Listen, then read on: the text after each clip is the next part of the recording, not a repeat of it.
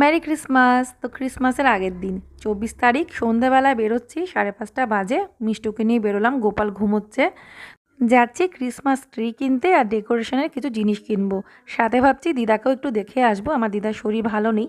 চলে আসলাম মার্কেটে, এসে দেখলাম যে কত কিছু, মনে হচ্ছে এটা নিই ওটা নিই। তারপরে বড় একটা গাছ নিলাম, ক্রিসমাস ট্রি একটা নিলাম, ডেকোরেশনের জন্য কিছু জিনিস নিলাম। তারপরে চলে গেছিলাম দিদাকে দেখতে। বাড়ি আসলাম, এখানে দেখো সব নিয়ে এসেছি অনেক কিছু। তারপরে এখানে ট্রিটা সাজাতে শুরু করলাম, তো ওরাই সাজালো, আমি একটুখানি রেকর্ডিং করলাম।